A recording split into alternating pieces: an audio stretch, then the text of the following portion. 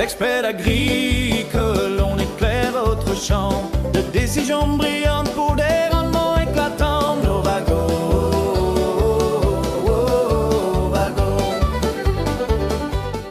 Bienvenue à notre balado L'expert agricole, Stéphane. Ben c'est gentil, Mélisa. Je suis vraiment content que tu m'as invité.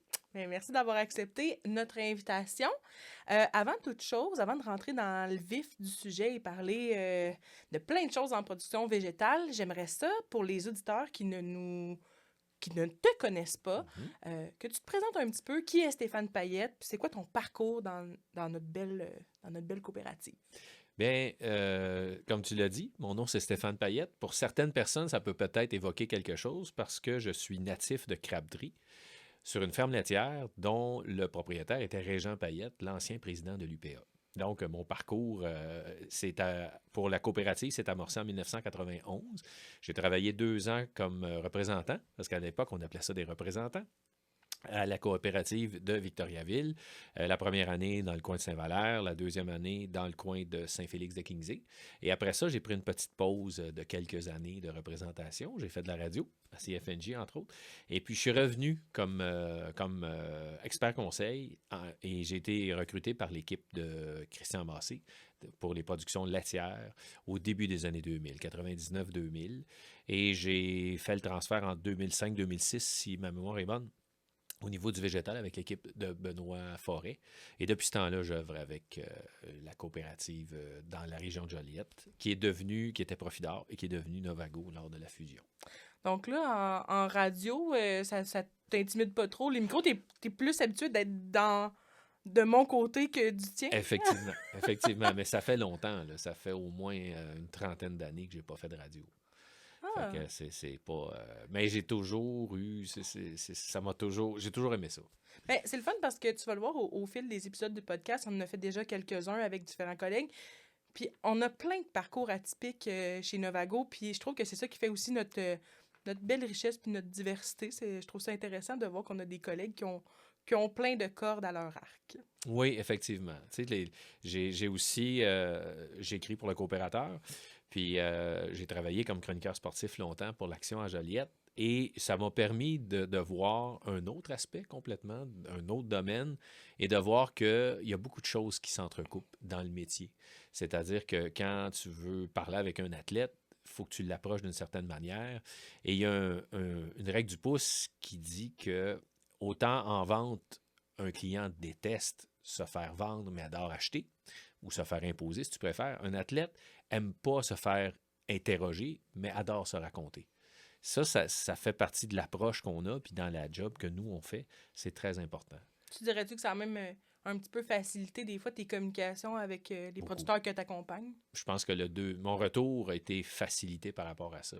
T'sais, j'ai été capable de mieux m'intégrer, mieux comprendre le concept, puis comment ce travail-là fonctionne avec l'expérience que j'ai acquise au niveau des communications, au niveau de la radio et du journal. C'est intéressant. On parle là, ton secteur coup de cœur, ou dans celui que tu œuvres depuis maintenant plusieurs années, c'est celui des productions végétales. Qu'est-ce que ça fait en hiver, un expert conseil en production végétale? En hiver, ça prépare son été.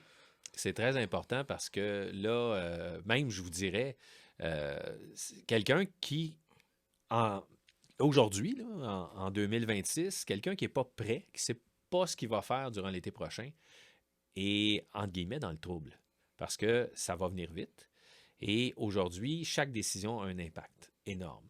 Il y était une période où c'était, je me rappelle des premières années, 91-92, où on commençait à peine à parler des plans de culture en janvier.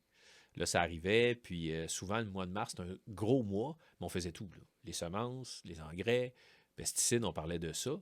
Et on en parlait. Et là, tu sais, de dire, on sait exactement où on s'en va, le nombre d'acres ou d'hectares, où on va les faire, ça restait flou un peu. Aujourd'hui, c'est très précis. Dans ton secteur, toi, tu es plutôt, je sais pas si on en a parlé, tu es plus dans la région de la Naudière, en fait. Au niveau des PAF, tout ça, est-ce que c'est toi qui es fait ou tu es accompagné avec... c'est qui fait les PAF dans ton secteur? C'est l'équipe à Pierre-Luc, c'est beaucoup Isabelle Leblanc qui va réaliser les PAF. Pierre-Luc va les vérifier. Nous, le coup de main qu'on donne, c'est vraiment d'aller chercher les données, c'est-à-dire les cultures de l'an dernier. On confirme avec le producteur. on va chercher les rendements. Après ça, on détermine la culture pour l'année qui vient. Et avec ces éléments-là, bien, Isabelle peut travailler, monter le PAF. Et une fois qu'on a les données finales, ben, on peut commencer à monter ce qu'on appelle les NPK, c'est-à-dire les fertilisations. C'est hyper important pour ça. Super.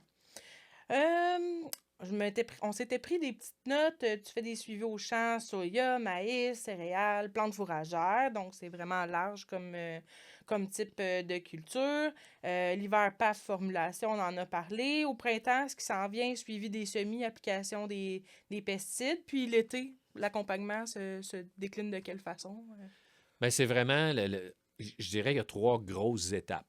La première, c'est au niveau des semis. S'assurer que, bon, on fait des suivis, on va aider à calibrer des planteurs, par exemple, ou des semoirs, parce que le taux de semis est très, très important pour différentes raisons, entre autres pour la tenue au champ et aussi la profondeur, parce que si c'est un sol qui est plus sablonneux, mais tu vas vouloir semer un peu plus creux. C'est de s'assurer que c'est bien fait, juste un suivi. Après ça, vient une grosse étape, c'est-à-dire la lutte contre les mauvaises herbes.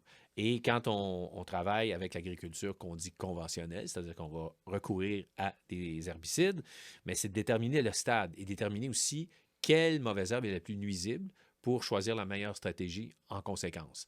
Des fois, il y en a plus qu'une. Des fois, il y a une prédominance, soit graminée, soit feuille large. Donc, c'est très important de faire le suivi. Et nous, on offre un service à forfait qui se fait via Michel Ricard et son garçon de Saint-Alexis, son fils, que là, je vais me rappeler son prénom. Là. Ça sera pas long, ça va me revenir. Et il faut planifier ça, puis envoyer le plus vite possible les champs à pulvériser avec les produits pour que Michel puisse, les 2 bonhommes puissent se structurer puis offrir le meilleur service possible. Ah, super intéressant. Puis après ça, ben, ça se poursuit, j'imagine, après jusqu'à l'automne, jusqu'aux récoltes. Effectivement, après ça, ben, il y a le suivi. Est-ce que ça a fonctionné? Si jamais il y a une problématique au niveau d'une mauvaise herbe spécifique, là, c'est de voir qu'est-ce qu'on peut faire avec ça et de surveiller le suivi des plantes aussi. Il va y avoir de plus en plus, on parle des produits à valeur ajoutée, c'est-à-dire qu'on va aller chercher un biostimulant souvent pour donner une plus-value puis aller chercher plus de rendement, maximiser le potentiel du champ. Et ça aussi, bon, il y a des stades précis pour ça, fait qu'il faut faire le suivi et coordonner ça. Et ça donne un coup de main aussi aux producteurs parce que la charge de travail, elle est énorme, la charge mentale est très imposante, le suivi des champs. Puis il y a des producteurs qui, eux, aiment beaucoup travailler, c'est moins, ce côté-là, ils aiment moins ça. Ils adorent qu'on les seconde là-dedans puis qu'on fasse le suivi avec eux. Super intéressant. Je ne sais pas si tu es familier, mais on a 2 segments au podcast, puis il y en a un qui s'appelle « Rien que d'une traite ». Je te challenge un petit peu, puis je te pose des questions en rafale sur ton domaine spécifique, là, qui est les productions végétales. Ça te tente-tu? Ben oui. OK, parfait, super. Question en rafale, mais tu peux te laisser aller dans les réponses. D'accord. Stéphane, je te connais que tu es très... Donc, première question. Tu rencontres ton producteur, on est en mode planification. C'est quoi la première chose qu'il devrait regarder? Bien, la première chose, premièrement, déterminer son objectif. Qu'est-ce qu'il veut faire? Ensuite de ça, on va regarder le type de champ et la culture dont il a besoin. Une fois qu'on sait ça, on est capable de s'adapter. On est capable de dire, ce champ-là, écoute, bon, l'historique, on sait que c'est telle production qui fonctionne le mieux et de voir la rotation aussi, si ça peut fitter là-dedans, puis essayer d'en arriver avec le fameux plan de culture dont je te parlais tout à l'heure. Super. Deuxième question. Justement, on passe au moment de choisir un hybride avec un producteur. C'est quoi le critère numéro 1 sur lequel tu es non négociable? Les unités thermiques, la zone. C'est-à-dire que quand une personne, quand un producteur, un champ, ben pas le producteur, le champ, quand il est en zone de 2500, ben on va à 2500. Ça donne rien d'aller plus haut. On fait juste prendre un risque qui est rarement rentable. Parce qu'on le sait, on travaille avec ce qu'on appelle du vivant. Une plante, ça obéit à la nature. D'ailleurs, il y a un dicton qui dit tout. On ne commande la nature qu'en lui obéissant. Et c'est vraiment important de respecter ça parce que sinon, on prend un risque inutile. Par exemple, au niveau du maïs en silage, puis je l'avais fait dans une petite capsule avec Mathieu, où j'exprimais le fait que c'était Pascal Larose qui nous avait vraiment sensibilisé à ça, de respecter ça parce que tu as une date à peu près moyenne où ça gèle. Et avant ça, c'est toi qui contrôles la qualité de ta récolte. Un coup que tu as franchi cette étape-là, ben c'est ta récolte qui te contrôle. Et il suffit qu'une pluie arrive, que des problèmes au niveau du champ t'empêchent. Et là, ben, la qualité n'est plus du tout au rendez-vous. Mm. Tu viens de me parler de Pascal Larose de chez Mesex. Hein? Mesex, chez Novago, chez le grand réseau de Solo Agriculture, ben, on travaille avec Mesex, qui est une entreprise canadienne qui appartient aux producteurs. Des producteurs qui à ne 100%. savent pas que c'est leur propre propriété, Oui. qui sème d'une compagnie, d'un semencier qui leur appartient. Est-ce que tu as des...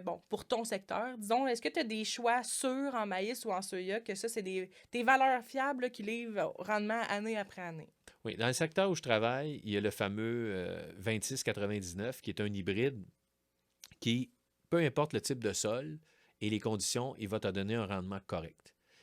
Autrement dit, il est versatile. Il y en a d'autres qui vont amener un rendement un peu plus élevé, mais dans un secteur spécifique. Mais celui-là, vraiment, si quelqu'un dit, écoute, je veux acheter un maïs chez vous cette année, c'est celui-là que je vais lui recommander. Au niveau du soya, ben, le fameux Grizzly qui a fait ses preuves dans le coin, il répond bien dans la région. C'est des rendements qui sont très, très bons. Il y en a d'autres qui sont excellents, mais celui-là est vraiment, ça fait 2 ans là, qu'on le vend, on peut dire ce qu'on appelle en termes anglophones « at large », et il répond très, très bien. Au niveau des céréales, ça dépend beaucoup des producteurs de qu'est-ce qu'ils cherchent, parce qu'on a les moulins de Soulanges qui nous donnent des contrats. Puis, on a un blé qui s'appelle Helios qui va donner un rendement qui est correct, mais c'est un blé parce qu'ils en veulent beaucoup. La farine, ils l'adorent. Donc, on va axer là-dessus pour une raison différente. Sinon, ben le Raven aussi dans le coin donne des excellents rendements.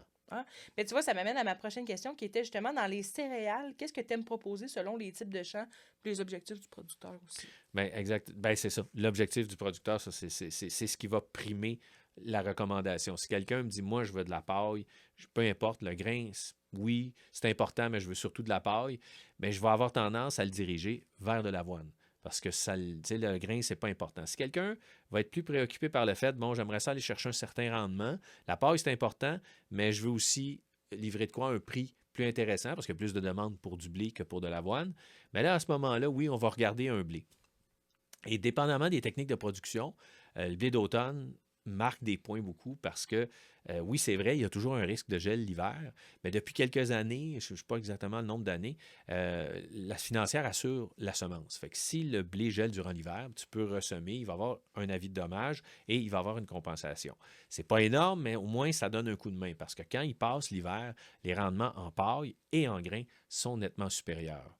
Pour une raison qui est simple, c'est qu'on est une région où l'échaudage est pas primordial, l'échaudage arrive vite, puis un blé d'automne est mieux adapté, puis va donner des rendements nettement supérieurs. Ah, je trouve ça intéressant. Tu sais, justement, ça fait plusieurs années que tu es dans le milieu, tu as vu des techniques, des innovations changer au fil des années. Blé d'automne qui est plus présent, comme tu le disais. On parle beaucoup aussi, depuis quelques années, des fameux engrais verts. Ça m'amène à ma prochaine question. C'était pour un producteur qui hésite encore par rapport aux engrais verts. Quel gain tangible ou quelle... pas recommandation, mais est-ce que tu aurais quelque chose pour le convaincre d'adopter des engrais verts?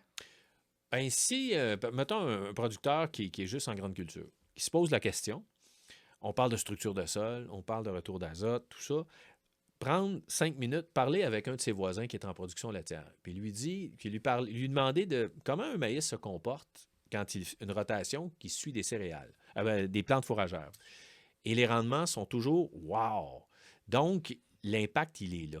Tu sais, c'est ce qui fait une bonne structure de sol, on va aller chercher une bonne matière organique et c'est super important parce que c'est un phénomène qu'on observe et on travaille beaucoup là-dessus. On l'a vu l'été dernier, les champs qui ont mieux traversé la sécheresse qui nous a accablés, c'est des gens qui avaient une bonne matière organique, qui était quand même assez élevée, autour de 5-6.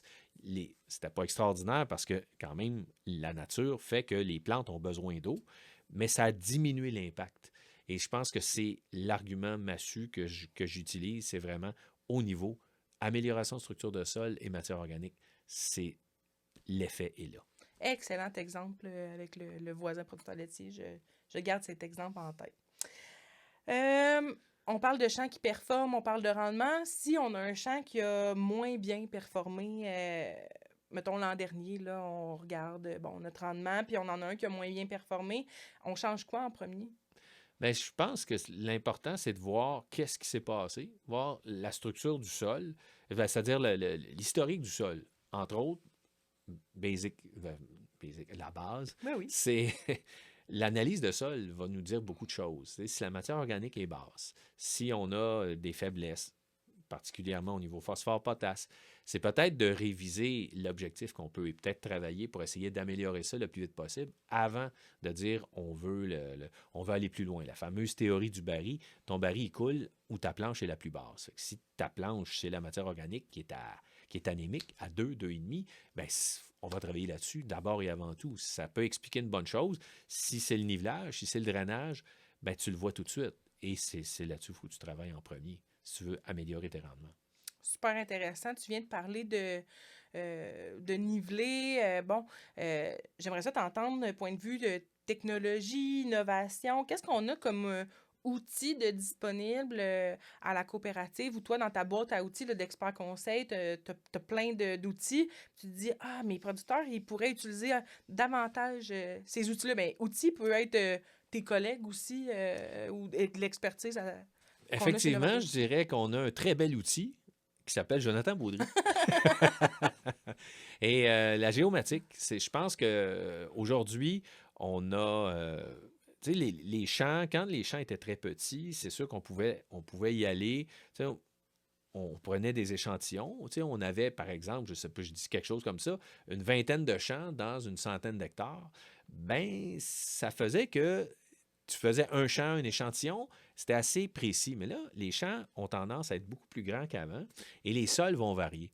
Donc, une analyse géoréférencée peut nous apprendre énormément. Puis il y a aussi les images satellites, les capteurs de rendement pour déterminer des zones qui peuvent être peut-être moins productives.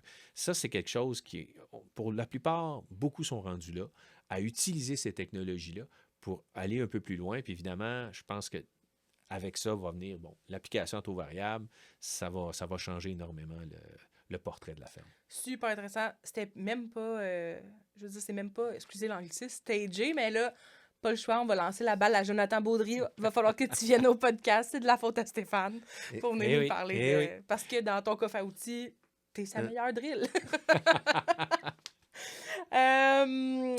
Ça complète mes questions. Rien que d'une traite, ça n'a pas trop fait mal. Non, pas pire du tout. C'est bien. C'est là, très bien. J'ai une autre question. Oui. Celle-là, je t'avais même pas préparé une petite minute à celle-là. D'accord. Puis là, on l'entend pas, mais eux vont l'entendre. C'est le segment l'œuf ou la poule. OK, d'accord. Mais oui. Tu as sans dire que tu y as répondu tantôt, mais tu as effleuré quand même ce terrain-là. Je te donne 2 choix et tu me dis parmi ces 2 choix-là, lequel et pourquoi.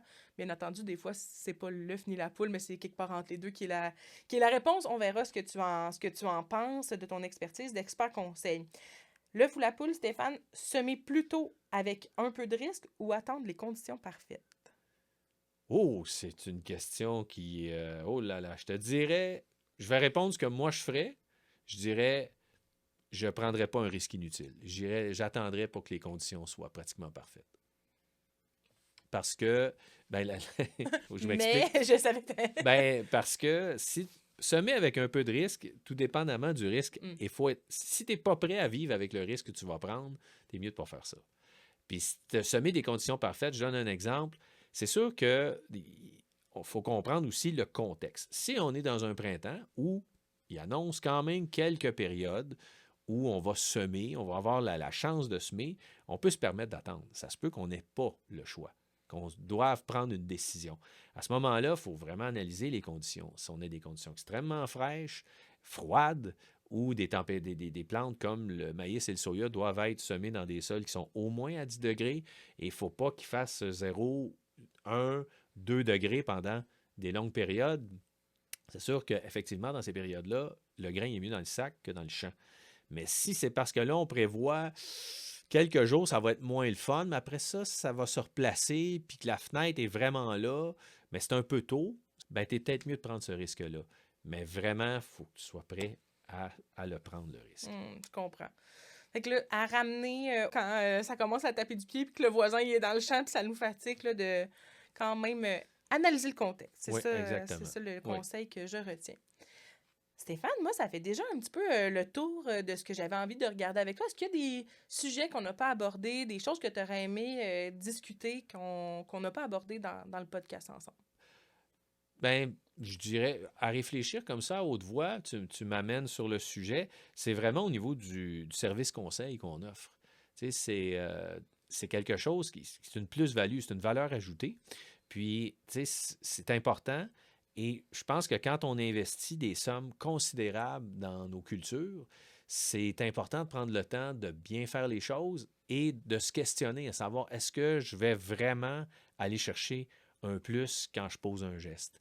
Et on a plusieurs bons outils. Tu sais, on a plusieurs bons produits qui font le travail, entre autres le fameux Pure Yield, qui est remis en question par certaines personnes, mais Pour- selon moi, pas vraiment pour les bonnes Je ne raisons. veux pas t'interrompre, Oui. mais pour ceux qui connaissent, on dit Pure Yield, là, moi Ouais. je vois les petites billes roses là, Oui. qui ressemblent à des bonbons nerds. Pour ceux qui ne connaîtraient pas le Pure Yield, peux-tu nous dire un petit peu c'est quoi et à quoi ça sert? Ben, c'est dans le fond, le Pure Yield, c'est un urée. C'est de l'urée enrobé avec un polymère qu'on appelle à relâchement contrôlé. Le but de ce produit-là, c'est de l'appliquer en pré-semis, par exemple, dans le maïs. Et ça s'applique aussi dans les céréales. Dans le maïs, qu'est-ce qu'on fait? Bien, première des choses, souvent, la période, quand on veut faire une deuxième application d'azote, mis à part celle du démarreur, on va viser le stade 6 feuilles environ. Mais ça peut coïncider avec une période de pluie. Et ce produit-là, bien, ce qu'il fait, c'est que tranquillement, l'azote va se transformer dans la forme assimilable par les racines et le polymère va tranquillement devenir poreux et en libérer une quantité tranquillement jusqu'autour d'à peu près 80 jours où là, il va avoir le fameux craquement final et la plante va pouvoir l'absorber. Mais normalement, le système racinaire est développé et ça prend les deux éléments, c'est-à-dire la chaleur et l'eau. S'il y a beaucoup de chaleur, pas beaucoup d'eau, il n'en libérera pas beaucoup. S'il n'y a pas beaucoup de chaleur, beaucoup d'eau, il va en retenir plus. On évite les problèmes de lessivage.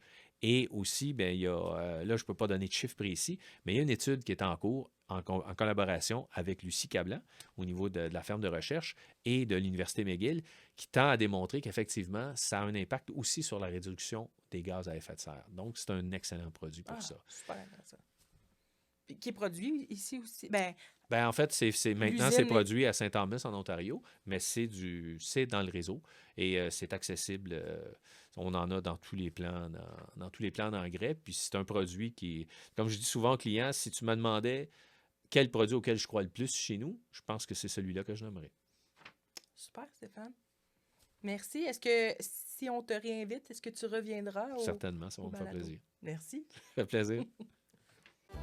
L'expert agricole, on éclaire votre champ de décisions brillantes pour des rendements éclatants.